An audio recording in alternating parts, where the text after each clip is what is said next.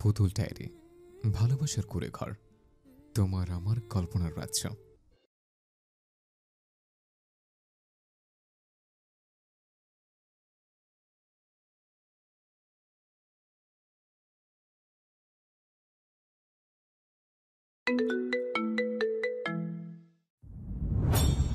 তোর মতো নাজাইরা সময় ব্যক্তির নাই। খাস তো আর ঘুমাস সারাদিন। পুরো এলাকা টই টই করে মুরব্বিদির মতো একখান খোপা করে ঘুরে বেড়াস। হইছস 14 গোষ্ঠীর মতো। কাজের মর্ম বুঝবি কি কইরা? নওয়াব সবজি খেতে আসে, টাটকা টাটকা সবজি দিবি, বুঝছস? যা। জিজ্ঞেস করলো কি? আর কইলেই কি? এত কথা কম দরকার ছিল কিছু? কইলেই তো হইতো নবাব ভাই সবজি খেতে আছে, সব সময় তার 14 গোষ্ঠী নিয়ে আসবই। কই 14 গোষ্ঠী তো তার মারি নিয়ে আসে না। এখন যদি কয় সে, তাহলেই দোষ হইব। তখন হাজি সাহেবের মুখ খারাপ। আম্মা, আমি কেন? আমনের প্রাণ প্রিয় পুত্র কোথায়? মুখে মুখে তর্ক করস আবার? যেতে বলছি যাবি, না গেলে মুইরা পিসার বাড়ি খাবি। ও হুড়মুড়িয়ে দ্রুত উঠে দাঁড়ালো। ছটপট বৈঠকখানা হতে ছুটে বেরিয়ে গেল। তার আম্মাকে এক বিন্দু বিশ্বাস নাই। সেই ভয়ঙ্কর মহিলা রেগে গেলে সত্যি সত্যি মুইরা ঝাড়ু দিয়ে বাড়ি বসাতে পারে। ওভাবেই সে তাড়াতাড়ি ছুটল। আরে মাথায় কাপড় দিয়া যা। ঠিক আছে, যাচ্ছি। কাঁঠাল গাছের সাথে হালান দিয়ে দাঁড়িয়ে দাঁড়িয়ে লোকটা মোবাইল টিপতেছে। কি যে এত মোবাইল দেখে আল্লাহ মালুম। মোবাইল টিপতে টিপতে যেন মোবাইলের ভেতরে ঠুকে যাবে। এরা আবার নাকি দেশের উন্নয়ন করবে। বড়জোর হলে মোবাইলের উন্নতি ছাড়া কোনো উন্নতিই হবে না। খুক খুক করে ও কেসে মনোকর্ষণ করতে চাইল। মোবাইল পকেটে পড়ে বুকে আড়াআড়ি ভাবে হাত বেঁধে সুধান তিনি। তোর যে যক্ষা রোগ আছে আগে জানতাম না তো। ভালো দেখে একটা স্বাস্থ্য কেন্দ্রে যাস। লোকটার কথা শুনে পাখি হতবিহ্বলতায় হতভম্ব হয়ে পড়ল। আকস্মিক একটা ধাক্কা খেল। কোথায় তার যক্ষা? সে তো যক্ষা রোগী নয়। কেবলমাত্র লোকটার মনোযোগ চাইতে হালকা কেসে উঠেছিল। আর তাকে কিনা যক্ষা রোগী বানিয়ে দিল। বজ্জাত খারাপ লোক একটা। সব সময় এক আঙ্গুল বেশি বুঝে। বেশি ঘাটতে গেল না। বেশ জানে কথা বলে পারবে না লোকটার সঙ্গে। তার চেয়ে ভালো কথা না বলে উত্তম। কথা বলার আগেই লোকটা ধরে ফেলে কি বলবে। এমনই আতকবাজ লোক থেকে দূরে থাকাই মঙ্গলকর। কি কি সবজি নেবেন? তুই যা যা দিতে পারিস। এই আবার কেমন কথা? সে তো পারলে না দিয়েই চলে আসে।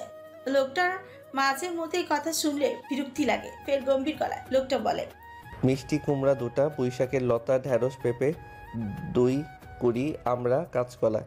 পাখি কাছে দিয়ে পুঁইশাকের লতা কাটতে গিয়েছিল। আচমকা লোকটার পায়ের উপর পা পড়ে গেল।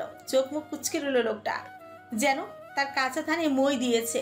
মনে মনে পাখি হাসলো, বলল, বেশ হয়েছে। ইচ্ছে করেই পাটা পাড়া দিলি না রে। বলতেই পারতিস নওয়াব ভাই আপনার উপর আমার চরম রাগ। এখন একটা পাড়া দিতে ভীষণ ইচ্ছে করছে। দেই, তাহলে আমার রাগ কমে শান্তি লাগবে। নয়তো সবজি কাটতে পারবো না। তাই বলে এভাবে প্রতিশোধ নিবি? ছি ছি পাখি, তুই এমন চাঁদরেল রাজাকারের বংশধর কবে থেকে হলি? তোর বাপ ভোলা ভালা মাটির মানুষ, তাহলে তুই এমন খচ্চর মহিলা হলি কেমনে? পুরো আহামক বনে গেল ও। কথা বলার ভাষা হারিয়ে বিমূর্ত অবাক নেচে। বুঝলো না কি এমন দোষটা করলো বেচারি। একটু ভুলক্রমে পায়ে পাড়াই তো পড়েছে, তাও জোরে সোরেও নয়, আস্তে। তাতেই তাকে রাজাকার জাতের খচ্চর মহিলা বানিয়ে দিল। ছি নওয়াব ভাই, খচ্চর বেটা তো আপনি, আমি না। আনমনে বিড়বিড় করলো, কি সাংঘাতিক ছেলে রে বাবা। এই সাংঘাতিক ছেলেটিকেই তোকে একদিন সামলাতে হবে রে পাখি। বাঁশ দিয়ে তৈরি লগি দিয়ে পাখি আমরা পারতে গেল। ওই দিকটা সকাল হতেই কালো মেঘ সবটা অন্ধকার বানিয়ে রেখেছে।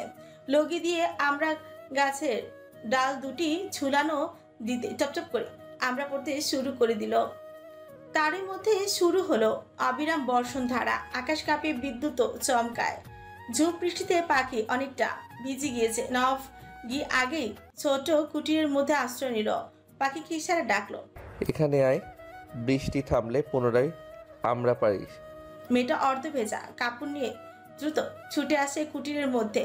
সামনে খোলা বারান্দা আছে, সেখানে দুজন দূরত্ব বজায় রেখে দাঁড়ালো। মূলত সবজি ক্ষেতের এক পাশে একটা এক চালার কুটিরটি বানানো হয়েছে রাতে থাকার জন্য। লতিফ নামক এক ছেলে থাকে, পাখির বাবার দুঃসম্পর্কের আত্মীয়।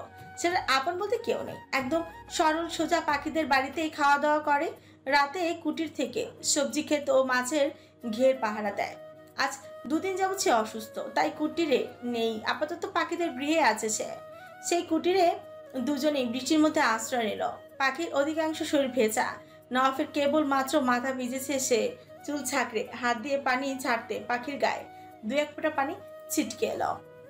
ও আর চোখে চোখ মুখ কুচকে বিরক্তিকর সূচক শ্বাস ফেলল। বৃষ্টি এক্ষুনি নামতে হলো, ওর ভীষণ মনক্ষুণ্ণ হলো। হুটহাট বৃষ্টির উপর মেজাজ বিক্ষুব্ধ হতে লাগলো। হঠাৎ নওয়াফের দৃষ্টি পড়ে সরিষির ওপর। শীতে কাঁপছে ও ধীরে ধীরে পাখির দিকে এগিয়ে যায়। পাখির যথেষ্ট ভয় করে। এমন একটা সবজি খেতে তারা দুজন নীরবে নির্জনে একা, কেউ দেখে ফেলে না, আবার মিথ্যে কাহিনী রচায়। এমনিতেই গ্রামের মানুষজন 19-এর থেকে 20 পেরেই হয়েছে, সেটা টেনে টেনে বড় করে আনে। অথচ উনি ক্রমশ এগিয়ে আসছে কেন? ও থম মেরে রইল, নড়ল না পর্যন্ত। লোকটা ওর ঘাড়ের কাছে এসে থেমে পড়ল। গরম নিঃশ্বাসের তাপমাত্রা শরীরে পড়তে তার শরীরের লোম দাঁড়িয়ে গেল। পাখির বড্ড ভয় লাগছে। লোকটাকে সুবিধার মনে হচ্ছে না, মাতাল মাতাল লাগে। তাছাড়া ওনার চরিত্র অমন নয়, তবুও পুরুষ লোক তো বিশ্বাস করা দুষ্কর। বজ্রপাতের সঙ্গে সঙ্গে ওর ভয়ের মাত্রা দ্বিগুণ হারে বেড়ে চলেছে। লোকটা আচমকা ওর ঘাড় স্পর্শ করলো, সঙ্গে সঙ্গে পাখি আটকে উঠলো। তত্তর করে নড়তে থাকা অধর হতে বেরিয়ে এলো। নওয়াফ ভাই, কি করছেন আপনি? দেখি, নড়িস না, পিঠে চোখ আছে। পানি চোখ? যোগ। হ্যাঁ চোখ। চুপচাপ দাঁড়িয়ে থাক, দেখছি আমি। আকস্মিক যোগের কথা শুনে শান্ত হয়ে থাকতে পারলো না পাখি। নড়াচড়া বেড়ে গেল, সমস্ত শরীর শিরশির করে কাঁপছে। যোগকে ভীষণ ভয় পাইছে। তার উপর ওই প্রাণীটা শরীরে এলো কি করে? এই জন্য সে সবজি খেতে আসতে চায় না। এবার 16 গলা পূর্ণ হলো তো, এই মুহূর্তে সে কাকে ভয় পাবে? যোগ না তার পিছনে দাঁড়িয়ে থাকা বলিষ্ঠ দেহের লোকটাকে? লোকটা ফতুয়ার পেছনের চেনটা আচমকাই টেনে খুলে ফেলল। পাখি চোখ মুখ খিচে বন্ধ করে রইল। লজ্জায় মাথা তোলার ঠাঁই নেই। লজ্জা এড়াতে নিচু বদনে চোখ বন্ধ করেই থাকে। চেন খোলার সঙ্গে সঙ্গে অমনি বেরিয়ে এলো ফর্সা পিঠের অংশ। অন্তর্বাসের ফিতা পৌরুষালী অক্ষি কুটে গিয়ে ধারলো সূচের মতন আটকা পড়ে। শুকনো ঢোক গিল পরপর, শির দ্বারাবে শীতল স্রোত বয়ে গেল। জিভ দিয়ে অধর ভিজে নিজের কাজে ব্যস্ত হয়ে পড়েন। এই প্রথম মা বোন ব্যতীত কোনো নারীর শরীর স্পর্শ করছে, কোনো নারীকে স্পর্শ করছে, তাও নিজের সবচেয়ে দামি মানুষটাকে। তবে এমন পরিস্থিতিতে সে পড়তে চায়নি, বাধ্য হচ্ছে করতে। অন্তর্বাসের ফিতার ঠিক পাশ বরাবর চুমুক দিয়ে বসেছে মোটা পানি যোগটি। নওয়াব বাম হাতে আলতো করে ছুঁয়ে যোগটি টেনে ধরে বের করলো। ডান হাত দিয়ে পাখির ফতুয়ার চেনটা আটকে যোগটা ওর পায়ের সামনে ছুঁড়ে ফেলল। যোগ দেখে পাখি ছিটকে নওয়াফের ছুঁই ছুঁই স্থানে গিয়ে দাঁড়ালো। পুরো শরীর এখনো তার গিরগির করছে, যেন যোগ এখনো তার শরীরে রয়ে গিয়েছে। দামি পারফিউমের ঘ্রাণে বুঝলো সে লোকটা খুবই নিকটে এসে পড়েছে। লোকটার গরম গরম নিঃশ্বাস ওর ঘাড়ের উপর আসে পড়েছে। কোনটা জড়িত নয়নে তাকাতেই পারল না ওনার দিকে। দ্রুত পাশ কাটিয়ে অন্যত্র দাঁড়ায়। সেই মুহূর্তে পাখির আম্মা কাজল রেখা হাতে ছাতা নিয়ে ছুটে আসেন। মেয়েকে সশরীরে দেখতে পেয়ে শান্তি পেলেন। পাখি, ছাতার ভেতরে আয়। আর নওয়াফ, আমি তোমার জন্য স্বাধীনরে দিয়া ছাতা পাঠাই দিতেছি। না কাকি, তার প্রয়োজন পড়বে না। বৃষ্টি থেমে গেলে আমি চলে যাব। সবজি সব নিছো? জি নিয়েছি, কেবল আমরা বাদে। ঠিক আছে, আমরা স্বাধীন গিয়া দিয়ে আইব। আচ্ছা। নওয়াব মিথ্যে বলল। পুঁই শাকের লতা ব্যতীত কিছুই নিতে সে পারল না। তার আগেই বৃষ্টি শুরু হয়েছে। পাখি তার আম্মার সঙ্গে ছাতার তলে চলে যাচ্ছিল। হঠাৎ মাথা ঘুরিয়ে নওয়াফের দিকে একবার তাকালো। ওই চোখের ভাষায় কিছু একটা ছিল, কেমন নীরব ও শীতল দৃষ্টি। সেই দৃষ্টিতে মায়া মেশানো এক অদ্ভুত অনুভূতি জন্ম নিল, যা তার ভেতরের সত্তাকে নাড়িয়ে দিল। বুকটা হঠাৎ ছলকে উঠল। পাখি, তুই আমার প্রেমে এত তাড়াতাড়ি পড়িস না রে পাখি। আমি পাগল হয়ে যাব। তোকে একটু ছোঁয়া, একটু ধরার জন্য উন্মাদ হয়ে মাতলামি করব। মেয়েটার কুণ্ঠ জড়িত মুখখানার কথা মনে করে সে হাসল, পুনরায় বিড়বিড় করে শুধালো। তুই জানিস না পাখি, তোকে কতটা গভীর চোখে আমি পর্যবেক্ষণও উপলব্ধি করি, কেমন কল্পনার চোখে দেখি। যদি জানতিস 1 সপ্তাহ যাবৎ তুই ঘর হতে লজ্জায় বের হতিস না। বৃষ্টির পানি হাতে ছুঁয়ে প্রাণ খুলে দোয়া করল। ও আল্লাহ, আমার প্রিয় মানুষটিকে আমায় পাইয়ে দাও সম্পূর্ণ হালাল রূপে, হালালভাবে। সকাল সকাল খবর প্রচার হলো নওপাড়ায় ট্রিয়মে ডাকাতি হয়েছে। তাও যেমন তেমন নয় ডাকাতি, পুরোটাই নাটকীয়, কিছুটা সিনেমা স্টাইলেই বলা যায়। গভীর রাতে নওয়াব ভাই যখন ঘুমে কাতর, ঠিক তখনই ডাকাতরা তার খোলা জানালা দিয়ে ঢুকে পড়ল। রাতে তিনি তার রেস্টুরেন্ট থেকে কাচ্চি এনে রেখেছিলেন খাবে বলে। পরবর্তীতে গভীর রাত হয়ে যাওয়া খাননি তিনি ফ্রিজে রেখেছিলেন সকালে গরম করে গরম গরম পরিবেশন করবেন বলে। অথচ ডাকাতরা সেই বিরিয়ানি ওভেনে গরম করে খেয়ে নিল। এছাড়া iPhone, laptop, tab, charger, fan, ওয়াইফাইয়ের রাউটার সব ব্যাগে ভরে নিয়ে পালালো। টাকা পয়সা কিছু নিতে পারেনি। পুরো গ্রাম জুড়ে এই গুঞ্জন রটে। তবে তিনিও ছাড়বার পাঁচও নয়। সিসি ক্যামেরার ফুটেজ সব দেখেছেন। এরা ডাকাত নয়, ছোটখাটো চোর। তাদের মুখে স্পষ্ট চেনা। সব কয়টারে ধরে বেঁধে ক্লাবে নিয়ে আচ্ছা করে পিটিয়েছেন, সাথে 1 মাস হসপিটালে ভর্তি হওয়ার ব্যবস্থাপনা তিনি করে এসেছেন। তার ল্যাপটপ, আইফোন, ট্যাব, রাউটার নিয়ে এলো।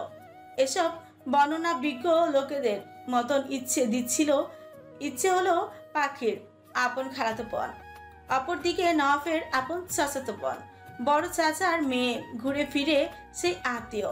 হাত নাড়িয়ে নাড়িয়ে মেয়েটা বেশি কথা বলতে স্বাচ্ছন্দ্য বোধ করে, মাঝে মধ্যে পাও না যায়। মুখখানা রঙিন। পান খেয়েছে পাখির আব্বা, পান খান। সেখান থেকে পান সুপারি চুন দিয়ে মুখে পুরে নিল। ইচ্ছের বাবা মা বেঁচে নেই, 1 ভাই 2 বোন। বড় ভাই নিখিল লেখাপড়া শেষ করে নিজেদের কয়েকটি কাপড়, কসমেটিক্স, মুদির দোকান আছে, তা দেখাশোনা করে। প্রতিটি দোকানে 2 জন কর্মচারী নিয়োজিত রয়েছে। এইসব ব্যবসা দিয়ে তাদের সংসার চলে। বড় বোন মুস্কান অনার্স 3rd ইয়ারে পড়ে, বেশ মেধাবী স্টুডেন্ট। ইচ্ছে মোটামুটি লেখাপড়ায় ভালো। পাখির সঙ্গে তার গলায় গলায় ভাব, দুজনেই সমবয়সী, আবার একই ক্লাসে পড়ে। পাখি আচারের বয়াম নিয়ে বসলো, বেশ মনোযোগ দিয়ে ইচ্ছের বক্তব্য শুনছে। মেয়েটা কথা বলার সময় অমনোযোগী হওয়ায় মোটেও পছন্দ করে না। গত বছর জলপাইয়ের টক ঝাল মিষ্টি আচার দিয়েছিল তার আম্মা। সেই সব শেষ করার মাঠে নেমেছে সে। ভীষণ আচারের ভক্ত। 4 চামচ দিয়ে জলপাইয়ের আচার উঠিয়ে জিভের মাথায় তুলে আর অদ্ভুত অদ্ভুত শব্দের আলোড়ন জিভ দিয়েই তৈরি করে।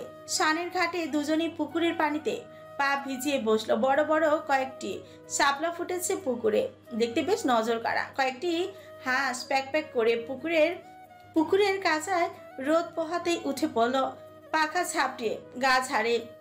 সেদিকে তাকিয়ে ইচ্ছে বলে উঠল, পাখি জানোস নওয়াব ভাইয়ের ওয়েট কত? কত হবে আর, 60-70? উনি যা লম্বা, ওয়েট হিসেবে ঠিক আছে। যে না আফা, আপনার ধারণা সঠিক নয়, তিনি 72 কেজি। ইমাদ মাহবুব বাঁচাও সেই হতভাগীকে যার কপালে ওনাকে লিখে রাখছো। বেচারি ওনার পিঠের নিচে পড়ে চ্যাপ্টা হয়ে যাবে। তোর এত চিন্তা করতে হবে না। নওয়াব ভাই শুনলে তোরই আচারের মতন ভর্তা বানাবে, তখন বেশি বেশি করে আচার খাইস। এখন উঠি, বুঝলি? কাল সকাল সকাল জলদি স্কুলে চলে আসবি। দাদা আমিও যাবো, একটু ঘরে যাই, বয়ামটা রাইখে আসি, বেশি সময় লাগবো না, আম্মু আর জামু। আচ্ছা যা, জলদি করবি কিন্তু। ঠিক আছে।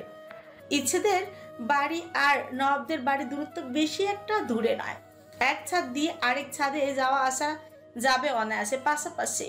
সন্ধ্যার সময় ওরা বাড়ি পৌঁছালো। এশারের সময় মানিক রহমান আসবে পাখিকে নিতে, এমনটা সে তার আম্মাকে বলে এসেছে। ঘরের চৌকাটে পা পড়তেই পুরুষালী গম্ভীর কণ্ঠ তার কর্ণে ছুটে এলো। এখানে একজন নয়, তিনজন পুরুষ।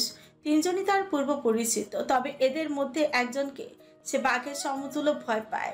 ভয় পাওয়া অবশ্য যথার্থ কারণও রয়েছে, তবে ওনাকে নয়, ওনার খোঁচাকে বেশি ভয় পায়। বিড়াল ছানার মতন ভয় জুতো খুলে ভেতরে প্রবেশ করলো। ভাবলো কোনো মতন পালিয়ে বাঁচবে। তার আগেই তার গুণধর ভাই বিশির কঞ্চি ডেকে উঠলো, আরে গোলালু, কখন এলি? মেজাজটা তার ভীষণই চটে গেল। বিক্ষুব্ধ ও পাংশুটে হয়ে এলো মুখ ও মন। ভাবলো কড়া করে কটা কথা শুনিয়ে দিবে। চোখ তুলে তাকাতেই নওয়াফের চোখের সঙ্গে তার চোখাচোখি হলো। মুহূর্তের মধ্যে আকস্মিক বুকটা ধপ করে উঠল। শিশির করে অনুভূতি ফের দেহ জুড়ে বয়ে গেল। সবজির খেতে সেই দৃশ্য বলি যেন চোখের সামনে আচমকা ভেসে উঠে এলো। অমনি সে দরজার সঙ্গে মিশে একাকার, লজ্জা তাকানো পর্যন্ত। তাই ওনার চোখের দিকে তাকালে কুণ্ঠা ভয় একসঙ্গে হয়। অদ্ভুত এক শীতল প্রবাহ শিহরণ তখন শরীর দিয়ে বয়ে যায়। এর কারণ অবশ্য আছে। মানুষ হাঁ করলে নাকি তিনি সব বুঝে যান। সেই ব্যক্তি কি বলবে? এমন ঘটনার জলজন্ত প্রমাণের ভুক্তভোগী সে নিজে কোনো রকম পথ কাটিয়ে যেতে চাইল। তার আগে নিখিল ভাই এগিয়ে এলেন। আরে পাখি, বড় ভাইদের দেখেও সালাম না দিয়ে চলে যাচ্ছিস? অন্তত জিজ্ঞেস করতে পারতিস নিখিল ভাই কেমন আছেন। তাকে পুরোই আহামুক বনে গেল। সকালে তো দেখা হলো বেশ কয়েকবার এই ব্যক্তির সঙ্গে। তখন তো জিজ্ঞেস করেছিল। আচ্ছা, কবার দিনের মধ্যে জিজ্ঞেস করতে হবে কেমন আছেন কেমন আছেন? বাড়ি অদ্ভুত তো। পাখিকে চুপ থাকতে দেখে নিখিল অধর বাকি হাসল। উৎকর্ণে এসে ফিসফিস করে বলল, আমার বউয়ের খবর এনেছিস? আমি গোয়েন্দা না নিখিল ভাই। আমার জন্য না হয় গোয়েন্দা হবি। নিখিল, সুইট পটেটোকে ছেড়ে দিয়ে এখানে আয়, আমার কাজ আছে। তোর মতো নাজাইরা সময় নাই, জলদি বোর্ড খেলা শেষ করে একটু কাচ্চি রাইনে যেতে হবে। নিখিল যেতেই পাখি হাঁপ ছেড়ে বাঁচল। তারই মধ্যে ফের রক্তটা লোকটার তেজস্বী কণ্ঠ ভেসে এলো। তুই দাঁড়া। থেমে পড়ল ওর চরণদয়। অবাক নেত্র পল্লবে খানিকটা যে সংকীর্ণ মনে মেয়েটা উত্তপ্ত শরীরে এক প্রকার হকচকিয়ে উঠল। এক বিপদ কাটতে না কাটতে আরেক বিপদ এসে সামনে খাড়া। ততক্ষণে লোকটা ওর সামনে এসে উপস্থিত পকেটে হাত ঝুঁকে সামান্য পরিমাণ ঝুঁকল। বলিষ্ঠ শরীরে আড়ালে অনায়াসে হারিয়ে গেল তার ছোট্ট দেহটি। পাখি ফ্যালফ্যাল করে তাকিয়ে রয়, মুখ দিয়ে বুলি ছুটে না। চলন্ত পা দুটি তখনও থেমে হাত উসকুস করলো। মুখটা নিচু করে ছোট্ট করে দায়সারা জবাবে বলে, কিছু বলবেন নওয়াফ ভাই? কাল থেকে তালুকদার কোচিং সেন্টারে চলে আসিস। তোর আব্বার সঙ্গে কথা হয়েছে, উনি যেতে বলছেন। পাখি আটকে উঠল। মুহূর্তের মধ্যেই মুখটা ওর গম্ভীর অন্ধকারে ঢাকা পড়ল। তালুকদার কোচিং সেন্টার 70% শেয়ারে নওয়াফ ভাই আছেন, আর বাকি 30% তার বন্ধু আবুল স্যারের। আবুল স্যার একজন নামকরা ইংলিশ প্রফেসর। তার সঙ্গে নওয়াফ ভাইয়ের বোন নোভা ম্যাডামের বিয়ে পাকাপাকি করা। নোভা ম্যাডাম হাই স্কুলের একজন শিক্ষিকা। কোচিং সেন্টারে ও ক্লাস নেয়। কোচিং সেন্টারটা মূলত তালুকদার বাড়ির ভেতরেই অবস্থিত। সেখানে ভর্তি হলে নওয়াফ ভাইও ক্লাস নেবে। সে কিছুতেই আমন দানবের মতন ধমক খেতে ভর্তি হবে না। এখন সে বিন্দাস আছে, তখন তার জীবনটা একদমই তেনা তেনা হবে। পাখি হ্যাঁ না কিছুই বলতে পারলো না, চুপচাপ পাশ কাটিয়ে চলে গেল। ওর গম্ভীর মুখখানা নওয়াফ স্পষ্টই বুঝতে পারলো, আর চোখে অধের দাঁত পেশে হাসল। আমার কলিজারে কলিজা, তুই কি আজীবন বোকাই থেকে যাবি? সময়ের সঙ্গে সঙ্গে একটু চালাক চতুর ম্যাচিউর হ। রাজপথ দখল করে আছে বিভিন্ন শ্রেণীর লোকজন। বিশাল বড় হট্টগোলে রাস্তা জুড়ে মধ্যিখানে চলছে ভয়াবহ রামধোলাই। পাখি আর ইচ্ছে এসেছিল কাজিরহাট বাজারে খাতা কলম কিনতে। লোকেদের আসা যাওয়া ও হট্টগোলের শব্দ পেয়ে ওরা ভিড় ঠেলে ঠুলে অভ্যন্তরে প্রবেশ করে। দেখে রক্তাক্ত অবস্থায় শুয়ে আছে দুজন ছেলে। এদের বেধরে পিটিয়ে যাচ্ছেন ঘামের চটচটে প্রস্ফুটন শরীরে পৌরুষারী। গায়ে কেবল একটি পাতলা গেঞ্জি, তার উপর দিয়ে জিম করা সিক্স প্যাক বডির অধিকাংশই বেরিয়ে পুস্ফুটন। পাখি শুকনো ঠকিল, ফায়াতুর অক্ষি যুগ রাগান্বিত নওয়াফকে দেখে দু কদম পিছপা সরে এলো। লোকটা আজ ভয়াবহ রেগে আছে। মারছে কি উড়াধুরা হাতে। প্যান্টের কালো বেল্ট যা দিয়ে ছেলেগুলিকে উনি বেধরে পিটিয়ে যাচ্ছেন তো যাচ্ছেনই। আহত ছেলেগুলো কি করুণ সুরে আত্মচিৎকার করে যাচ্ছে, যা ওনার পাষণ্ড হৃদয়ে দয়া মায়ের ছিটিফোঁটাও হচ্ছে না। ডানে বামে তাকাচ্ছেন না পর্যন্ত। আহত দেহে আরো পেটাচ্ছেন। কি জিতে বাবা।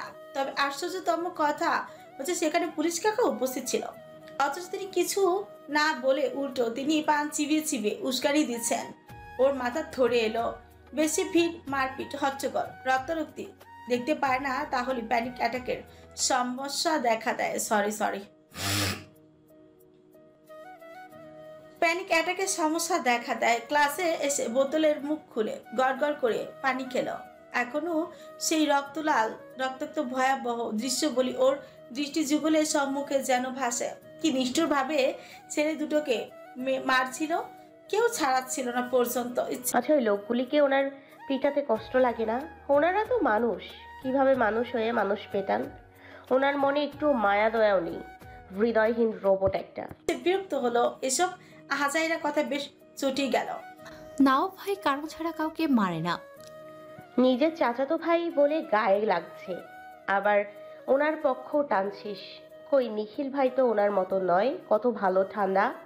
আজের বাচ্চা বাদ দে বই, নোভা ম্যাডাম ক্লাস নিতে আসে।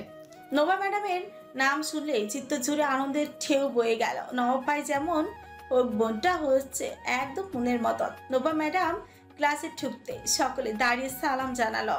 গায়ে লং থ্রি পিস, সঙ্গে হিজাব পরা, বাম হাতে বাদামি বেল্টের ঘড়ি। উনি সবসময় পরিপাটি হয়ে থাকেন, দেখতেও চমৎকার লাগে। হাসলে কোনো শব্দ হয় না, খুব আস্তে করে গুছিয়ে গুছিয়ে কথা বলেন। আবুল স্যার আবার ব্যতিক্রম ধর্মী, অল্পতে রেগে যান, তবুও তাদের জুটিটা বেশ চমৎকার। নোভা ম্যাডামের থেকে আবুল স্যার 1 বছর ছোট, তবু তাদের হিস্ট্রিটা দারুণ সুন্দর। ক্লাস শেষ, স্কুল ছুটি হয়েছে। ওরা ফুটপাত ধরে হাঁটছিল। নবাব ভাইয়ের ক্লাবের সামনে এই পথ দিয়ে যাচ্ছিল। আচমকা ক্লাবের থাই গ্লাসটা খোলা দেখে গেল, ভেতরে কেউ নেই। অমনি ইচ্ছে হামলে পড়লো। চল ক্লাবের ভিতরে যাই। পাখির যেতে ইচ্ছে করলো, তবুও সে সাপ মানা করলো। না রে, উনি হয়তো ক্লাবে নেই, তবে আসতে কতক্ষণ। যখন আমাদের দুটোকে পাবেন না, সোজা চিবিয়ে খাবেন। তিনি কতটা ভয়ঙ্কর আমার ভালোভাবেই জানা আছে। খাটাস লোক একটা। তুই এত ভীতু কেন? নওয়াব ভাই যথেষ্ট ভালো, খাটাস নয়, চিবিয়েও খাবে না। আয় তুই। দুজনই পা চিপে চিপে ভিজে ঢুকলো। ভেতরে দুটো রুম, সামনের রুমে চেয়ার টেবিল রাখা লোকজনদের বসার জন্য, ভেতরে তার বসার কেবিন আছে। ওরা গেল সামনের রুমে। ওইখানে নওয়াব ভাইয়ের কুকুর ও বিড়ালের সঙ্গে দেখা হলো। কুকুরটি দেশি না, বিলাতি কুকুর, নাম টমি। উনি টমি বলে ডাকলে ছুটে আসে। বিড়ালটি বেশিরভাগ সময় ওনার কাঁধে দেখা যায়। নাম রেখেছে ম্যাথিও। গলায় একটা ঘন্টা ঝুলছে, গা থেকে করা শ্যাম্পুর ঘ্রাণ আসছে। বোঝা গেল নিত্যদিনের এদের শ্যাম্পু দিয়ে গোসল করান। পাখি সামনে গিয়ে ম্যাথিওর শরীরে হাত দিয়ে ওকে নখ দিয়ে খামচে দিল। অমনি রক্ত বেরিয়ে এলো। দেখলি কত বড় মাপের বেয়াদব, ঠিক ওর মালিকের মতন। কথায় কথায় খোঁচা মারে, আমারে খামচে দিল। এখন শুই নেওয়া লাগবে রে ইচ্ছে, নয়তো বিড়ালের বাচ্চা আমার পেটে হইবে। হলদি ক্ষেতের বলদি বেরি কোন বইতে পাইছস? বিলাই কামড়ালে বাচ্চা হয়, তোরে গাধি কই না এমনি, বুঝলি? বাচ্চা হয় না, যাক। না রে বোন, এসব আজগবি কথা পাস কই। যাক বাবা, বাঁচা গেল। টমির সামনে গিয়ে পাখি ভেঙচি কাটলো। অমনি পাখিকে ধাওয়া শুরু করলো টমি। পাখি ব্যাগ ফেলে রেখে দিল তো চিল্লে চিল্লে আত্মচিৎকার করে উঠলো। খাইছে রে আল্লাহ, খুব বাঁচাও। ইচ্ছে রে আমারে বাঁচা। নাও ভাই, কুত্তা আমারে ধাওয়া করছে। ওইটারে থামা বোন, দূর কুকুরের বাচ্চা, থাম থাম, আমারে ধাওয়া করিস না। তুই দৌড়াস না, টমি তোকে কিচ্ছু বলবে না। পাখি শুনলো তো, থাই গ্লাস সরিয়ে তড়িঘড়ি করে বাইরে বের হবে। অমনি নবাবের উপর হুমড়ি খেয়ে পড়লো। লোকটা সবই ঢুকেছিল। পাখিকে অমন ভাবে ছুটে আসতে দেখে আহামক বনে গেল। রিফ্রিউ কুঞ্চিত করে ওর দিকেই তাকালো। ততক্ষণে টমি ঘেউ ঘেউ করে পাখির পিছু পিছু ছুটে এলো। কুকুরটি পাখিকে দেখে যেন নবাবকে ঘেউ ঘেউ করে নালিশ জানাচ্ছে। নবাব হাঁটু ভেঙে টমির সামনে গিয়ে বসে মাথায় পরম স্নেহে আদরে ভরা হাত বুলালো। অমনি টমি শান্ত হয়ে গেল। তিনি শীতল গলায় শুধালেন, এই টমি টমি থাম বাবা, রাগে না। যা, তোর জন্য বিস্কুট এনেছি, খা। বিস্কুট মুখে নিয়ে টমি বাদ্যর মতন চলে গেল। পাখি হতভম্ব হয়ে রইল। কুকুরটি কি শান্ত এখন, অথচ এতক্ষণ দরজালের মতন তাকে তাড়া করেছিল। তোরা ওখানে চুরি করতে ঢুকেছিস নাকি? যাপ বাবা, হয়ে গেল কাম সারা। এই ভয় তো পেয়েছিল সে, এখন চোর ভেবে গণধোলায় না পড়লেই হয়েছে। ততক্ষণে ইচ্ছে এসে হাসে। না ভাই, এসেছেন আপনি? আপনার ক্লাব ঘুরতে এলাম। এসে আপনাকে পেলাম না। কি ফ্যাল ফ্যাল করে ওর দিকে তাকিয়ে রইল। যে কোনো পরিস্থিতিতে পড়লেই মেয়েটা সাজিয়ে গুছিয়ে কথা বলতে পারে। ওরা নবাব ভাই ছিল না বলেই মূলত এসেছে, ধরা পড়ে এখন অন্য গুনগান গাইছে। ঘুরতে এসেছিস ভালো কথা, এসব ভয়ঙ্কর মহিলা সঙ্গে নিয়ে ঘুরোস কেন? কি নাক ফুলে ঘোর বিরুদ্ধচারণ করে উঠল। লোকটা পেয়েছে কি যখন তখন তাকে খচ্চর মহিলা, ভয়ঙ্কর মহিলা বলা যাবে? আর ও চুপ করে থাকবে? তা হবে না, তা হবে না, মোটেও না, তা হবেই না মোটেও। আদৌ উনি জানেন মহিলা কাকে বলে? আজ এর একটা হেনস্থা করেই ছাড়বে। আমি মোটেও খচ্চর মহিলা নই নওয়াব ভাই।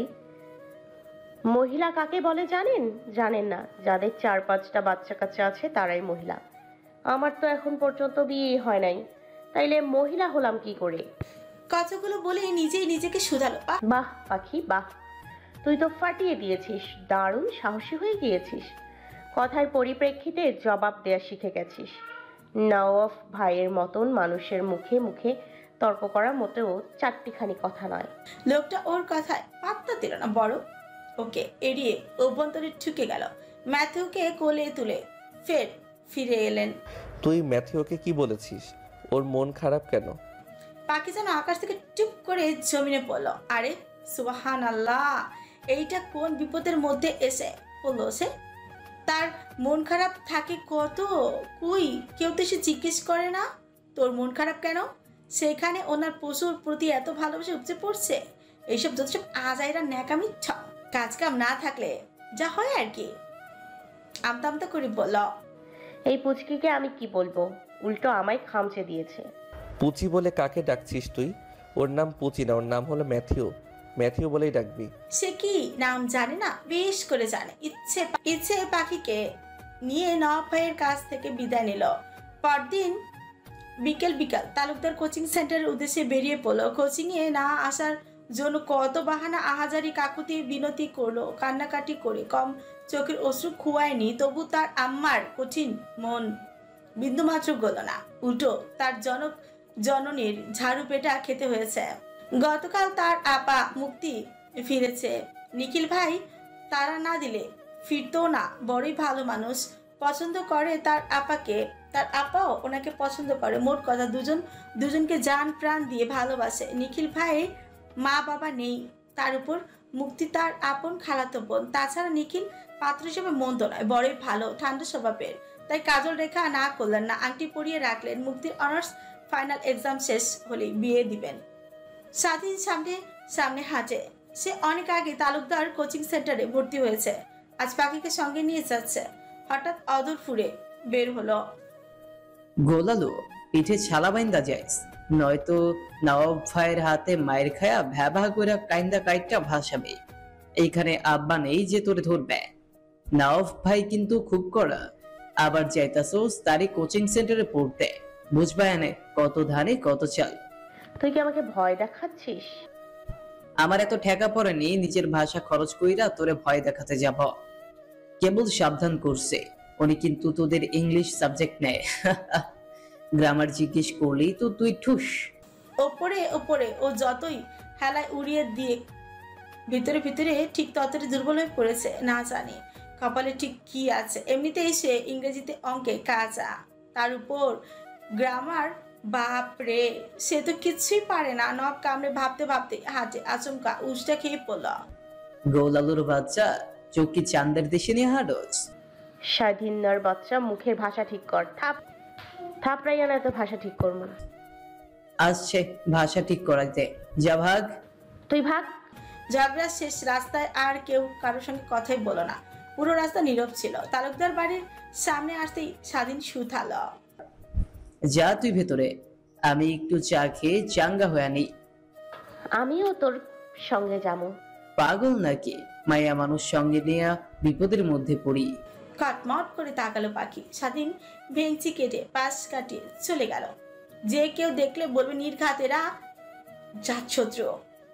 তারও মাঝে মাঝে মনে হয় এটা আসলে কি তার রক্তের ভাই। কথায় কথায় খোঁচা মারে। সব চিন্তাবাদ আপাতত ভেতর ঢুকা যায়।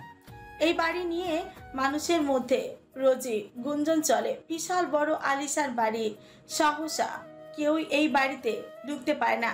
সেও পারতো না যদি কোচিং সেন্টারে ভর্তি না হতো।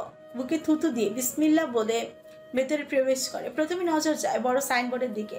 বড় বড় গুটি কয়েক অক্ষরে মোটা কালি দিয়ে লিখিত Talukdar coaching centre. Coaching centre থেকে খানিকটা দূরে বিশাল বড় গেটের সামনে সাইনবোর্ডে লেখা, বাড়িটি পুরো সিসি ক্যামেরার আওতাভুক্ত। অপরিচিত কারো ভেতরে প্রবেশ নিষেধ। বাপরে, কি করা সিকিউরিটি! কয়েকজন গার্ডও আছে ভেতরে। তার থেকে অনেকটা দূরে আরেকটি কেচি গেট, সেটা নবাব ভাইদের বাসায় ঢোকার গেট। দারোয়ান চাচা বসে বসে ছিমুচ্ছে। ও একটু উকিঝুঁকি দিয়ে দেখবে কি বাড়িটা। জনগণের ঘুষের টাকা দিয়ে ভালোই অট্টালিকা বানিয়েছে। আনমনেই হাঁটছিল আর ঘুরে ঘুরে সবটা নিখুঁতার সঙ্গে দেখছিল। আচ্ছা, নবাব ভাই নাকি ফুলের বাগান বানিয়েছে, সেটা কি পেছনে দেখ। ওর বড্ড কৌতূহল জাগলো। একটু বাঁ দিকে পা দিতে কোথা থেকে একদল রাজহাঁস ছুটে এলো ওকে ধাওয়া করতে। ওদের সরীসৃপের মতন গলা টানা টানা দেওয়া দেখেই ওর হাত পা জমে গেল। ক্রমশই ধেয়ে এগিয়ে এসেছে ওর দিকে। অমনি পাখি দিল ফোদর। এই রাজহাঁসের জ্বালায় ও নানা বাড়ি যাওয়া বারণ। একবার সে রাজহাঁসের দৌড়ানি খেয়ে গোবরের মধ্যে গিয়ে পড়েছিল, আরেকবার কলস শুদ্ধ ডোবায় পড়েছিল। তারপর থেকে নানা সিকান্দার মির্জার বাড়ি যাওয়া টোটালি বন্ধ করে দিল। তবে বেশি প্রয়োজন ব্যতীত ছাড়া যাওয়া পড়ে না। সে রাজহাঁস ওর পিছু ছাড়লো না। সে লা হাওলা ওয়ালা কুওয়াতা ইল্লা বিল্লাহ আলিউল আযীম পড়তে পড়তে দৌড়ে ছুটতে থাকে। দৌড়াতে দৌড়াতে এক পর্যায়ে কারো কোমরের সঙ্গে বাড়ি খেয়ে সোজা গোলাপ গাছের উপরে হুমড়ি খেয়ে পড়ল। ভালো করে নিচে পড়া লোকটার দিকে তাকালো। অমনি তার চোখ দুটি বেরিয়ে আসার উপক্রম। চট করেই উঠে দাঁড়ালো। নবাব ভাইয়ের এক হাতে চারা, অন্য হাতে কাঁচি। গাছ লাগাচ্ছিলেন উনি বোধহয়। হাতে কাটা ফুটেছে, সেটা সুনিপুণ মনোযোগ সহকারে বের করতে ব্যস্ত উনি। চোখ মুখ খিচে বের করছেন, সামনে রক্ত বের হচ্ছে। কাটা বের করে চট করে উঠে পড়লেন। তুই এমন দজ্জাল হিটলার মহিলা কবে থেকে হলি রে পাখি? দেখলি কাজ করতেছিলাম, এসে আমার উপর সোজা হুমড়ি খেয়ে পড়তে হলো। তোর জন্য আমার শখের গোলাপ চারা হার্ট অ্যাটাক করে মরতে বসেছে। এখনও চিকিৎসা কি তুই করবি? দুটো গোলাপ গাছ ইতিমধ্যে ইন্তেকাল করে ফেলেছে। এসবের হিসাব কে দিবে শুনি? আরে আল্লাহ, কি এমন পুলটাই করলো সে! দুটো গাছই তো নষ্ট করেছে। ভারী অদ্ভুত তো, গাছের আবার চিকিৎসা হয় নাকি? এই আবার কেমন কথা? ওইদিকে যে ওনাদের রাজহাঁস পুরো উঠোন জুড়ে তাকে চক্কর খাইয়ে ছাড়লো, তার বেলায় কি? হ্যাঁ, শুনলো, নিজেরটা সবাই ভালোই বুঝে, পরেরটা বুঝে না কুচুও। সেলফিশ একটা। কি হলো, কথা বলছিস না কেন? হাতের ইশারা রাজহাঁস দেখালো সে। কপাল চাপড়েন উনি। কাঁচি আর চারা হাত থেকে রেখে হাতে হতে শুকনো মাটি ছেড়ে বলেন, আয় আমার সঙ্গে, দেখি রাজহাঁস তোরে কি করে। এই না, আমি যাবো না, ঠোকর দিবে। গাধি, ওদের আকার দেখ আর তোর নিজের আকার আকৃতি দেখ। রাজহাঁসগুলি তোর হাঁটুর সমান হবে, আর ওদের দেখে তুই ভয় পাচ্ছিস। ইতর মহিলা কোথাকার। আপনি ইতর নওয়াব ভাই। কথাটা বলে এই পাখি আর দাঁড়ায় না, কোমর খিচে দৌড় লাগায়। নব ধমকে ছুতালো, রাজাকারের বংশধর দ্বারা বলছি। আর পায় কে ওকে? এমনিতেই ভুলক্রমে বাঘের খাঁচা এসে পড়েছিল। এখন জীবনটা বাঁচলে শান্তি। পাখির দৌড়ানোর ভঙ্গিমা দেখে একা একাই হেসে ফেলে নওয়াব। দৌড়ানোর ফলে কিশোরীর কোমর সমান বেনির গোছাটা কোমরের সঙ্গে বারবার দুলে দুলে উঠছে, যেটা ওর নিকট দেখতে চমৎকার লাগলো। ঘোর লাগা দৃষ্টিতে কতক্ষণ চেয়ে রইল। নিখিল আসলো ঠিক সেই মুহূর্তে। লম্বা আঁচড়ি দিয়ে শুধালো, কি রে ভাই, মনে রং লেগেছে নাকি?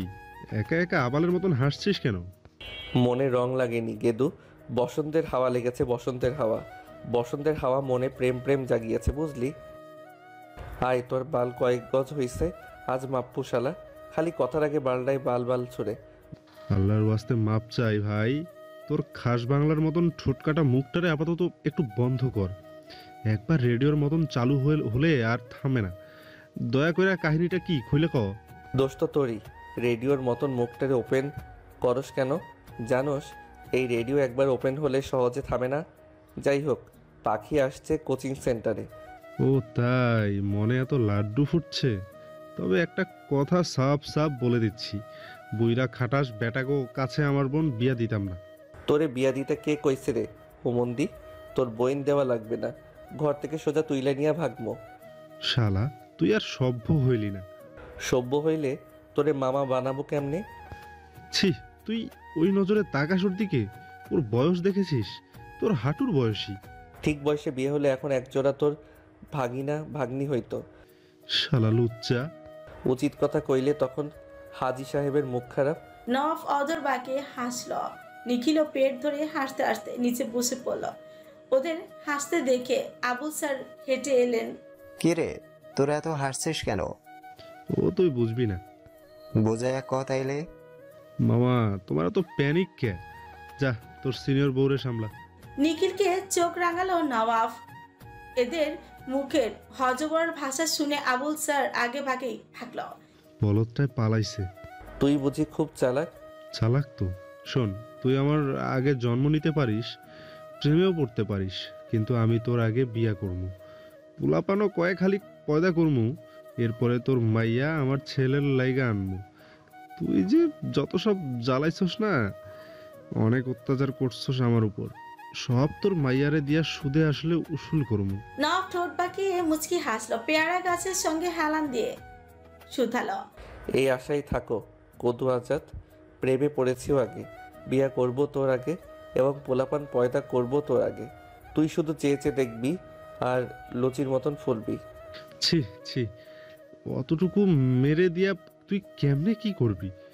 লোকে তোরে বাল্য বিবাহে আটকাইব। এই বেটা পাখি কতটুকু কেমনে? সব তো আমার চোখে ঠিকঠাকই আছে। হ ভাই, তোমার চোখ দিয়া দেখলে 60 বছরের বৃদ্ধাকেও 16 বছরের যুবতী মনে হবে। তুই আসলে ভালো হলি না। আমার ভালো হওয়া বাদ দে। পাখির মায় তোর মতন বইরা খাটাসের দ্বারে মাইয়া দিত না। তুই বরং একটা স্যাড এন্ডিং গান মুখস্থ কর। তোর যা বর্তমানে অবস্থা, ভবিষ্যতে একদিন কাজে দেবে, মিলিয়ে নিস। কি জানি গানটা? ও হ্যাঁ, মনে পড়েছে। বয়স আমার বেশি না, ওরে ও পাখির মা, খালি চুল কয়টা পাইকা গেছে বাতাসে। পুরো গানটাও শেষ করতে পারল না বেচারা। তারই মধ্যে নওয়াব পা থেকে জুতা খুলতেই নিখিল গান বন্ধ করে জান নিয়ে দৌড়ে পালালো। নওয়াব ওকে ধাওয়া করে বিক্ষিপ্ত মেজাজে শ্বাস আলো। শালা কদু আজাইদার বাচ্চা, দাঁড়া বলছি। পাগলে গুতায় আমারে, আমি দাঁড়াই আর তুই জুতা খুলে আমারে পিটাস। নিজের ভালো পাগলেও বোঝে, সেখানে আমি তো জ্যান্ত মানুষ। সোনালি মিঠা রোদে পুরো ফসলি জমি ছেয়ে আছে। উত্তপ্ত মধ্য দুপুর। আজ অর্জমার তেজদীপ্ত তীব্রতা অন্য দিনের তুলনা অনেকটাই বেশি। রবি মাথার উপর তার শক্তি প্রয়োগ করে বৈষণ্যর ছড়াতেই ব্যস্ত। ক্ষেতের পাশেই নিবিড় ঘন বাঁশবাগান থেকে শকুনের করুণ লোমহর্ষকর কণ্ঠধ্বনি হু হু করে উৎকর্ণে প্রবেশ করে। তৎপর এক অদ্ভুত বিভৎস ভয়ের আলোড়ন সৃষ্টি করে। নিবিড় জঙ্গলে পথ দিয়ে সাহসা মানুষ চলাচল করে না, তবে যাদের বেশি প্রয়োজন তারাই এই পথ সংক্ষিপ্ত করার জন্য টাক বাগান বেছে নেয়। জঙ্গলের থেকে খানিকটা দূরে টাক বাগান। এই টাক বাগান নিয়ে এক লম্বা লোমহর্ষকর ইতিহাস আছে, যা লোক সমাগমেই আজও আতঙ্ক ছড়ায়। মধ্য দুপুরে এই পথ দিয়ে হাঁটতো মানুষের গা ছমছম করে। সেখানে ওই রাস্তা ধরে পাখি অনায়াসে হেঁটে যাচ্ছে, মাথায় কাপড় দিয়ে হাঁটেছে। যদিও অদ্ভুত সব প্রাণীর ডাকে তার ভয় বাড়ে, তবে এই পথ ছাড়া আর উপায়ও নেই। রাস্তা দিয়ে আসলে দুনিয়ার সময় লাগবে তার চেয়ে এই পথই ভালো। ভয়ে ভয়ে ক্ষেতের দিকে খাবার নিয়ে এলো পাখি। পুকুরের গাছের ছায়া তলে বসে বসে ঝিমুচ্ছেন মানিক মৃধা ও নিখিল। খেতে এসেছেন তারা। আউশ ধানের চারা রোপণ করতে নেমেছে মাঠে। রোদের তেজ বেশি থাকায় কাজ করতে সমস্যা হচ্ছিল, তাই একটু বিশ্রাম নিতে এলেন তারা। প্রধানত বর্ষাকালে আউশ ধান চাষ করার উপযোগী সময়। অগ্রহায়ণে কি পৌষ মাসে সেই ধান আসে। মানিক মৃধা নিখিলকে সঙ্গে করে ধানের চারা রোপণ করতে এসেছিল। আজকাল ধান লাগানোর জন্য কামলা পাওয়া যায় না, সব শহরে গিয়ে গ্রাম শূন্য করে ভিড় জমিয়েছে। নিখিলের সঙ্গে সব করে নওয়াবও এসেছে। তিনি বারবার নিষেধ করেছিলেন, সেটা তার নিষেধাজ্ঞা শোনেনি। যেচে গিয়ে খেতে কাদা পানিতে ধান লাগাতে নেমে পড়লো। পাখি ভাত তরকারি বের করে ওর আব্বার সামনে রাখলো। বেগুন দিয়ে ইলিশ মাছ, চিংড়ি দিয়ে করলা ভাজি, আর সঙ্গে এনেছে আমড়ার ডাল। কাপড়ে মুড়িয়ে কাজল রেখা ওর কাছে খাবার পাঠিয়ে দিলেন। স্বাধীন বাড়ি ছিল না, ছেলেটা স্কুলে গিয়েছে, আসবে ঠিক বিকেল 4টায়। পাখি যায়নি আজ। সে নির্মূল বাণী বলে, আব্বা তাড়াতাড়ি খাইয়া থালা বাসন দেন, বাড়ি আবার জলদি যাইতে হইব। দেরি হইলে তোমার হিটলার বউ নয়তো আবার গাবের ডাল নিয়া খেতে ছুইটটা আইব আমায় মারতে। মানিক মৃধা শব্দ করে হেসে দিলেন। মেয়েটা হয়েছে তার মা জাহানারার মতন, একদম যেন ওনারই কপি। পাখির হাত টেনে তিনি নিজের পাশে বসিয়ে দিলেন। হাতে ধুয়ে ভাত মাখিয়ে মেয়ের মুখে সামনে তুলে ধরলেন। নেহা কর। তুমি আগে খাও তো আব্বা, আমি বাড়ি থেকে খাই আইছি। বাড়ি থেকে খাইছস তো কি হইছে? দরকার পড়লে আবার খাবি। আমার সামনে বসে তো খাসনি, আমি দেখিনি। নে খা মা, আমি একটু দেখি। 3 ভাই বোনের মধ্যে তার আব্বা তার প্রতি একটু বেশি দুর্বল। বেশিরভাগ সময় তাকে খাইয়ে দিবে। কখনো মাথায় তেল দিয়ে চুল আঁচড়ে দেয়। বৃষ্টি নামলে সবার আগে ছাতা নিয়ে তাকেই নিতে স্কুলের সামনে গিয়ে দাঁড়িয়ে থাকবে। এই লোকটার মতন এত ভালো কে বাঁচবে তাকে? সে ভীষণ ভালোবাসে তার আব্বাটাকে। টাকা পয়সা সৃষ্টিকর্তা কম দিতে পারে, কিন্তু তার জীবনে ভালোবাসার সুন্দর একটি মানুষ দিয়েছেন। মায়ের থেকেও সে বেশি ভালোবাসে তার আব্বাকে। পাখি হা করে 2-3 লোকমা খেয়ে নিল, পানি খেয়ে শুধালো, হইছে আব্বা, এবার তুমি খাও, আমার পেট লোড হয়ে গেছে, আর খাইতে পারুম না। মানিক মৃধা মেয়ের মাথায় চুমু খেয়ে হাসলেন। ভাত মাখিয়ে নিজের মুখে বললেন। এতক্ষণে নিখিল হাত মুখ ধুয়ে এসে খেতে বসে পড়ল। কিরে পাখি, ভাত পানি খাইছস? খাইছি নিখিল ভাই। ভালো করছস, বেশি বেশি খাবি আর পড়ালেখা করবি। তোগো এখন খাওয়ারই সময়, বুঝলি? পাখি ওর আব্বা চোখ ফাঁকি দিয়ে নিখিলকে চিমটি কাটল, ফিসফিস করে বলল, তুমি আপার ফোন ধরনে কেন? আজ সামনে যাইও না, পাইলেই আজ তো কামড়াইয়া খাইবো। হায় সর্বনাশ, ফোন তো বাসায় ফালাইয়া রাইখা আইছি। দাঁড়া, নিয়ে আসতেছি। থাক, ভাত রাইখা এখন যাওন লাগবো না, পরে যাইও। তোর বোন আবার রাগ করবে না তো? আমি আসছি কি করতে, বুঝাইয়া কমুনে। তয় এক শর্ত আছে, আমারে মেলায় নিয়ে যাইতে হইব। কলেজ মাঠের পিছনে মেলা হইব। মেলা যাবি? যাইস, তবে মেলা আমি না, নওয়াব আনছে, ওর সঙ্গে যাবি। বিনা পয়সায় ঘুরে ফিরে আসতে পারবি। তোমার ওই হিটলার বন্ধুর সঙ্গে মানুষ যায়? কথায় কথায় আমারে খালি মহিলা কয়। আচ্ছা নিখিল ভাই, তুমি একটা কথা কও তো, আমারে দেখা কোন দিক দিয়া মহিলা মহিলা মনে হয়? না, তুই মহিলা হবি কেন? হাঁটু বয়সী একটা মেয়ে, সেদিন জন্ম নিলি, বেশি না কয়েক বছরের ব্যবধান, তখনও তুই প্যান্ট পরে ঘুরে বেড়াতিস। হাই সোনা, মানুষ কি আজীবন ছোট থাকে নাকি, বড় হয় না? হয়, কিন্তু তোরে মহিলা কয় কেডায়? কেডা আবার তোমার পেয়ারের দোস্ত? আরে ওর কথা ছাড়। খাবার খাওয়ার শেষে গামছায় হাত মুছে মানিক মৃধা শুধালেন, পাখিমা, এই ভাতের প্লেট আর পানির বোতলটা না ফ্রে দিয়ে আয় তোমা। ওলাটা সেই সকাল থেকে ধান লাগাইতেছে, নিশ্চয় এখন খিদে লাগছে। যা দিয়ায়, খাওয়া শেষ হইলে একসঙ্গে প্লেট আর পানির বোতল নিয়ে আইস। ততক্ষণে আমি একটু বাড়ি যাই, সারান্তে হইব। সঙ্গে স্বাধীন রে পাইলে লইয়া আইমু। এতক্ষণে ওর স্কুল ছুটি হওয়ার কথা, বেলা তো কম পড়ে নাই, 3টা-4টা হইবে। আমি কেন আব্বা, নিখিল ভাইরে পাঠান না? নিখিলের সবই খাওয়া শেষ হয়েছে। হাত ধুয়ে গামছা দিয়ে মুখ মুছে শুকনো শুকনো শক্ত মাটির মধ্যে চান চান করে দেহটা পিষিয়ে দিল। কাঠি দিয়ে দাঁত খুঁজতে খুঁজতে ঘোর বিরোধিতা করে উঠল, না না, ওই কাম মোর দ্বারা হইবে না। এখন একটু চোখ দুইটা বন্ধ করবো, খবরদার ডাকবি না কোন। অসাধ্য ঘিরে ধরল ওকে। এখানে যে নওয়াব ভাই থাকবে সে কাশ্মীকালেও ভাবান্তরে বসেনি। জানলে সে আসতোই না। মুক্তি আপাকে পাঠাতো। হতাশাজনক শ্বাস ফেলে পাখি নিখিলের দিকে নিষ্পাপ অসহায় বোধ চাউনি ফেলে। নিখিল দেখেও না দেখার ফান করলো। বেচারা পাখির ভাবুক ছোট হওয়া মুখখানা আর চোখে দেখে নিখিল মনে মনে মিটমিট করে হাসে। বেশ জানা আছে নাও পাখির জন্য এসেছে, নয়তো ওই পোলারে দিয়া কাদামাটির কাজ করানো এত সহজ নয়। পাখি বাধ্য হয়ে যাওয়া ছাড়া উপায়ন্ত পেল না। দুই পাশে কচি ধানের ডগা দিয়ে মধ্যিখানে ফসলের আইল, সেই আইল পথ ধরেই ও এগিয়ে যাচ্ছে। খানিকটা হাঁটার পর বলিষ্ঠ শরীরে অধিকারী মালিককে দেখতে পেল। ফর্সা আদরটা রোদে লাল হয়ে আছে, ঘামে মুখটা চটচটে ভাব পরিলক্ষিত করা যায়। লোকটা তার অট্টালিকা রেখে কেন যে ধান লাগাতে এলো পাখির অতটুকু মাথায় ধরল না। না নিজে যে দয়ালু তা মানুষকে দেখাচ্ছে উনি আদর্শবান, নৈতিক ব্যক্তিবান। শরীরে হাতা কাটা একটি গেঞ্জি আর একটি লুঙ্গি পরনে, লুঙ্গির হাঁটুর উপরে বেঁধে নিয়েছে, মাথায় লাল একটি গামছা বাঁধা, যেন আদর্শবান একজন খেটে খাওয়া কৃষক।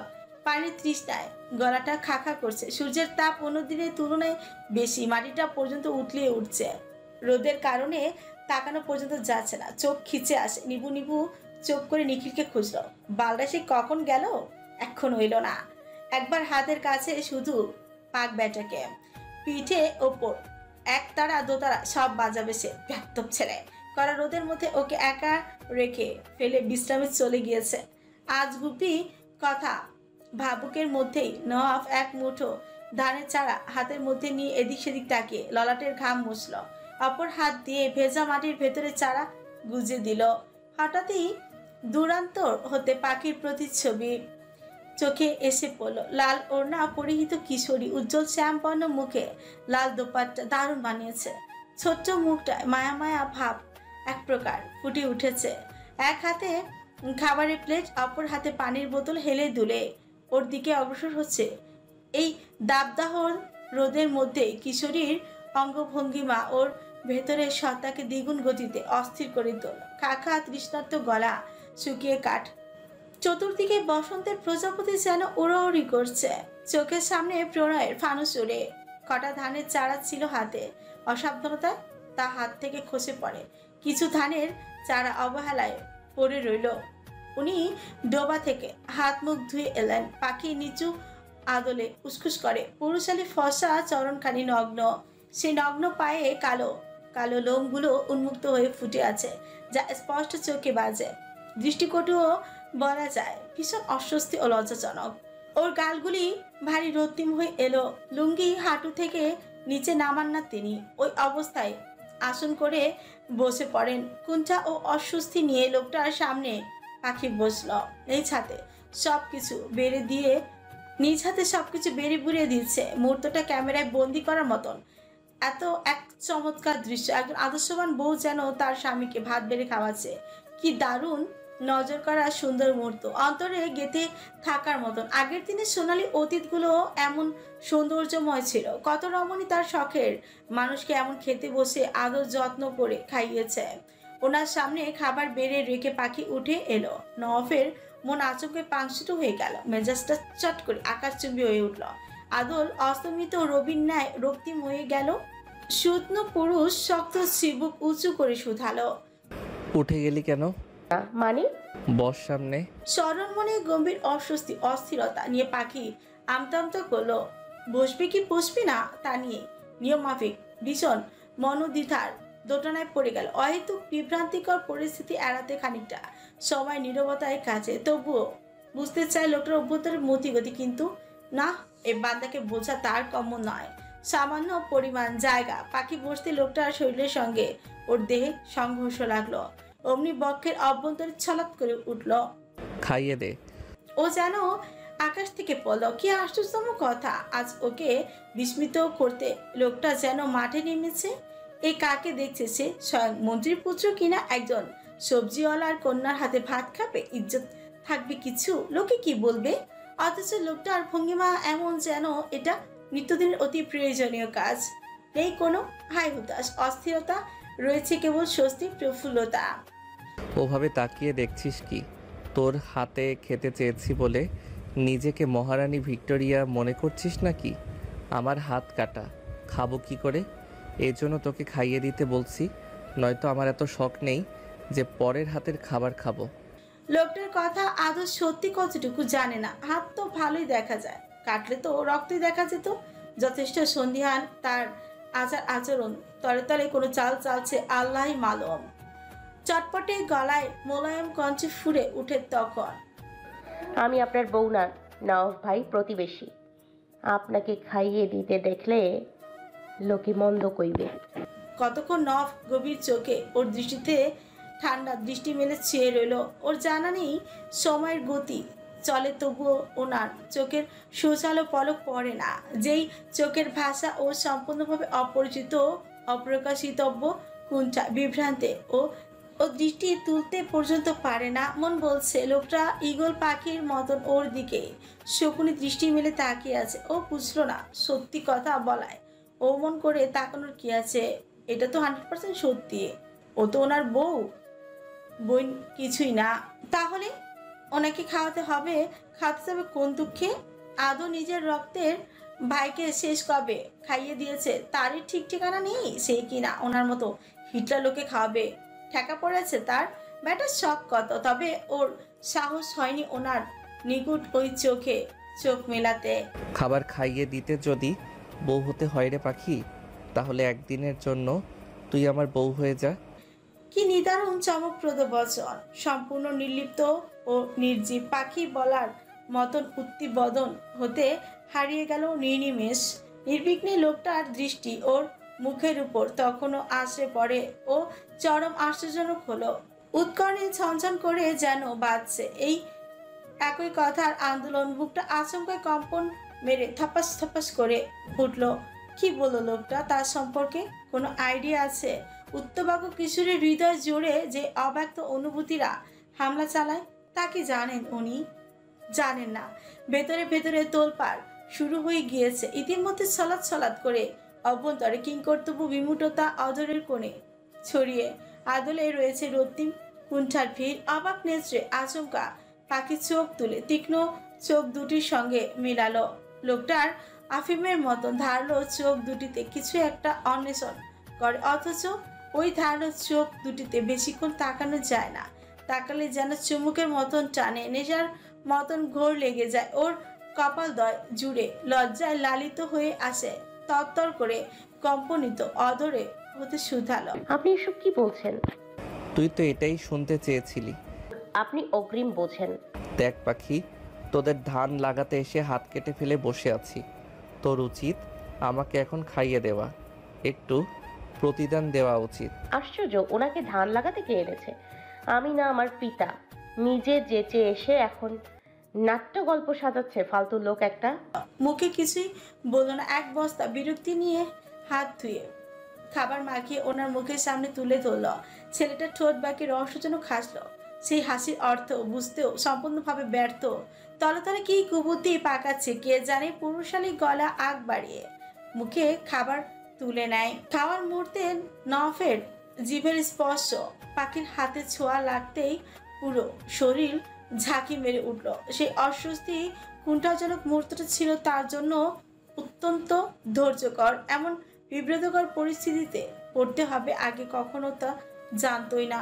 ফের সেই একই পরিস্থিতিতে পড়ে লোকটা যেন ইচ্ছে করে এমন অশ্লীল কাজ করছে ওর মনে হলো। চরম হতাশা হলো।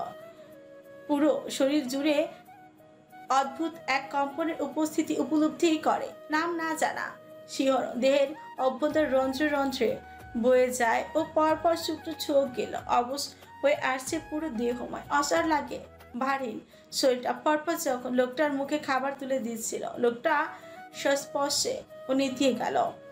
পেটের নিচের অংশ শিরশির করে কেঁপে উঠল। যতক্ষণ খাবার খাওয়াচ্ছিল পাখি ওনাকে, উনি পাখির ওপর থেকে প্রকট সুচালো দৃষ্টি সরাচ্ছিল না, যা ওর জন্য চরম বিব্রতকর ও অস্বস্তিকর ছিল। হাত ধুয়ে প্লেট গুছিয়েও চলেই যাচ্ছিল। নফ উঠে ওর পথ রোধ করে দাঁড়ায় বলল, কিরে, মুখ না ধুয়ে দিয়ে চলে যাচ্ছিস? এটা কেমন ভদ্রতা শুনি? মুখ তো আপনিও ধুতে পারেন নওয়াব ভাই। ভাত খাইয়েছিস তুই, মুখ ধুবো আমি? এটা কেমন রীতি শুনি? কেমন শোনালো লোকটার গলা? অধিকার খাটাচ্ছে বেশ ভালো করে বুঝলো যেন ওনার ঘরের বউ আসছে ঢং দেখাতে। ব্যর্থ বেটা। পাখি নিজের মাথায় দুটো বাড়ি বসাতে ইচ্ছে জাগলো। ইচ্ছে করে লোকটাকে ওকে জ্বালাচ্ছে। হাতে পানি নিয়ে ফেলে ওনার মুখ স্পর্শ করলো। শক্ত দীর্ঘ দেহ ওর মুখের সামনে ঝুঁকে গেল। কোমল নরম স্পর্শ পেয়ে লোকটা দৃষ্টি যুগল স্বল্প সময়ের জন্য বন্ধ করে নিল। এ হৃদয়স্পর্শী ছোঁয়া পৌরুষালী শরীরে ঝড় তুলে দিল। এ যেন এক অমৃত স্বর্গীয় শোক যা তার অভ্যন্তরে শান্ত করে দিচ্ছে। আজকের এই স্পর্শ সে আগামী 1 সপ্তাহ পর্যন্ত ভুলতে পারবে না। ভয়াবহ তাণ্ডব চালাবে তা স্পষ্ট। তাকে দীর্ঘ রজনী জাগ্রত করে রাখবে, রাতের ঘুম হারাম করে ছাড়বে দ্রুত। নিটল অধর হতে হাত সরিয়ে আনলো পাখি। এবার কাপড় দিয়ে মুখ মুছিয়ে দেবে কে শুনি? তোর নানি এসে? আস্ত বজাত খাটাস লোক একটা। খাইতে দিলে বসতে চায়, বসতে দিলে শুতে চায়। কি জোর খাটানো আবদার তার, যেন খুব কাছের কেউ এমন করুণ সুরে কেউ আবদার করে। ওর ইচ্ছে করলো ওইভাবে রেখেই চলে আসছে, তবুও শুকনো ও বিরক্তি ঝরা কঞ্চে বলো, দাঁড়ান গামছা নিয়ে আসি। তোর গামছা আনতে আনতে ততক্ষণে শুকিয়ে চ্যাপটা হয়ে যাব। রোদের তাপ দেখেছিস আজ? সূর্য তো তোর বাপ নয় যে একটু দয়া করবে। তোর ওড়না আছে কি করতে? ওটা দিয়ে দিয়ে মুছিয়ে দে। লোকটার কথায় কথায় বারংবার ও চমকপ্রদ হচ্ছে। বড্ড কৌতূহল বোধ হলো। অদ্ভুত, উনি এমন আচরণ কেন করছেন? মাথা টাথা গেছে নাকি? মতিগতিও যথেষ্ট সন্দিগ্ধ। ওর কেমন গন্ডগোল যেন লাগলো। আচ্ছা, উনি কি ওকে পছন্দ করে? ছি, কিসব ছাইপার ভাবছে সে। কই উনি আর কই সে, আকাশ মাটি পার্থক্য। উনি হলেন চাঁদ আর সে বামন।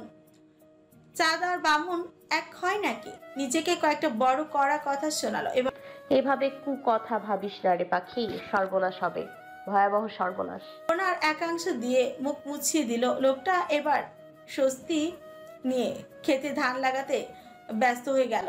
পাখি তখনও দাঁড়িয়ে রইল। লোকটার ভিতরে কোনো গরমিল নেই, সে কাজ করতে মহাব্যস্ত। পাখি আচমকা বলে উঠল, নাওফ ভাই আপনি একটা অশালীন। তৎক্ষণাৎ নওয়াফের হাত থেমে গেল। কোমর খাড়া করে তাকালেন পিছু ঘুরে। ততক্ষণে পাখি পালিয়েছে। পাখির কথার অর্থ বুঝতে মস্তিষ্ক 2 সেকেন্ড সময় নিল। তৎপর পুরুষালী আদর বাকিয়ে তিনি মিটমিট করে হাসলেন। তোর কারণেই অশ্লীল হই রে পাখি। একবার শুধু বিয়েটা হোক, এরপর তোকে অশ্লীলের সর্বোচ্চ চূড়ায় নিয়ে যাব। তোর প্রতিটা রজনী কাটবে অশ্লীলতার ছোঁয়ায় মাখামাখি হয়ে। বন্দে মায়া লাগাইছে পিরিতি শিখাইছে, বন্দে মায়া লাগাইছে পিরিতি শিখাইছে, দেওয়ানা বানাইছে রে, কি জাদু করিয়া বন্দে মায়া লাগাইছে। ধান ক্ষেতের আইল দিয়ে কাদের আলী যাচ্ছিলেন। নওয়াফ গান থামিয়ে ধান লাগাতে লাগাতে শুধালো, ও কাকু যাও কই? তোর কাকির জ্বর হইছে বাজান, জাম্বুরা লইয়া যাই এর বাপের বাড়ি। তা বাজান তুমি খেতে কে? শখের ঠেলায় নতুন নতুন প্রেমে পড়ছি তো, তাই শ্বশুর রে বদলা দিয়া উপকার করতাছি। ভালো করছি না কাকু? তুমি আর বদলাইলা না বাপ, ভালোই মস্করা করতে জানো। তা মাইয়া কার? বাপের নাম কি? আছে, বলা যাবে না। পরের বাড়ি আর রাখবা কতদিন? ঘরের বউ ঘরে নিয়ে আহো বাপ, দিলেও শান্তি পাইবা। হ, তাই ভাবছি। আপনি যান, কাকির সেবা করেন গিয়া। যাইতাছি বাজান, সন্ধ্যায় একটু ক্লাবে আমো, তোমাগো লগে 2টা কথা কাম আছে। সন্ধ্যায় ক্লাবে পাবেন না আমায়, কাজ আছে। পরদিন ভোরে আইসেন। ঠিক আছে। শুক্রবার সচরাচর তালুকদার কোচিং সেন্টার শুক্রবার বন্ধ থাকে না, বিশেষ করে 10ম শ্রেণীরদের জন্য। এছাড়া 8ম শ্রেণী 9ম শ্রেণীটার বন্ধ থাকে। বৃহস্পতিবার ও শুক্রবার 2 ক্লাস পর পর ক্লাসিকভাবে সাংস্কৃতিক অনুষ্ঠান হয়। সেখানে যারা যারা অংশগ্রহণ করবে তাদের নাম একদিনই আগেই দেওয়া হয়। আজ বন্ধ দিয়েছে কারণ বশত। কি কারণে দিয়েছে জানা গেল না। পড়ার টেবিলে বসে বসে ঝিমিয়ে পাখি অপর প্রান্তে স্বাধীন লিখছে। এই ছেলেটার হ্যান্ড রাইটিং এত সুন্দর, মাঝে মাঝে ওরই হিংসা হয়। যখন পড়তে বসবে এই বান্দা কি পড়ে বোঝাই যাবে না, শুধু ঠোঁট 2টা নড়ে। অথচ সে যখন পড়তে বসবে 2-4 বাড়ির সবাই জানবে আজ পড়তে বসেছে। চোরও ভয়ে ঘরের আশেপাশে খেসবে না। তার দোষ কি? চিল্লে না পড়লেও পড়া মুখস্থি হয় না। সেখানে মাশাআল্লাহ 2 ভাই বোন পেয়েছে। কি যেন মিনমিন করে পড়ে, সেই বুঝেই না। ওরা বুঝে কেমনে? তারপরও দিন শেষে স্বাধীন তার আপার রেজাল্ট মাশাআল্লাহ ভালো। তার আপা পিএসসি, জেএসসি, এসএসসি, এইচএসসি সব কয়টায় সেন্টারে এক্সামে A+ পেয়েছে। অপরদিকে স্বাধীন পুরোই 250 স্টুডেন্টের মধ্যে রোল নাম্বার 1 দখল করে আছে। সেখানে পাখির রোল 180 জনের মধ্যে 85। বাপরে, এমনিতেই তার মাথায় গোবরের ঠাসা। লোকে বলে না, কারণেই বলে মুক্তি বোম্বাই মরিচ। ধনে পাতা পেঁয়াজ কাটছিল, মাংসের একটু ঝোল আছে। নিখিল ভাই বলেছিল সন্ধ্যার সময়ে সে চানাচুর নিয়ে আসবে। ঘরে ভুসিয়ারা চালের মুড়ি আছে, সবাই মিলে মুড়ি ভর্তা খাবে। সেসব সরঞ্জাম সে তৈরি করছে। পাখি আর চোখে দেখে তার আপা পেঁয়াজ কাটছে আর চোখ মুখ খিচে যাচ্ছে। ফর্সা মুখটা পেঁয়াজের রসের কারণে চোখ দিয়ে পানি ফেলতে ফেলতে লাল আভা বানিয়ে রেখেছে। ও ভূগোল বই বন্ধ করে বসলো। দাও তো আমি পেঁয়াজ কাটি, তুমি গিয়া পড়তে বসো। তুই সর, পড়তে বস গিয়ে, সামনে পরীক্ষা। পুরো 1 বছর বসে তুই পড়বি আর ঘুমাবি, খাবি, এর বেশি কিছু করতে হবে না। অন্তত পড়াটা সুন্দর করে পড় বোন, কলেজে ভর্তি হতে হবে তো। মুক্তি আপা, আমার কি মনে হয় জানো, এই পড়ালেখা তোমার গোলাইকা আবিষ্কার হয়েছে। আমার দ্বারা এসব লেখাপড়া হবে না। শুধু শুধু টাকা খরচ করে পরীক্ষা দিয়ে লাভ কি?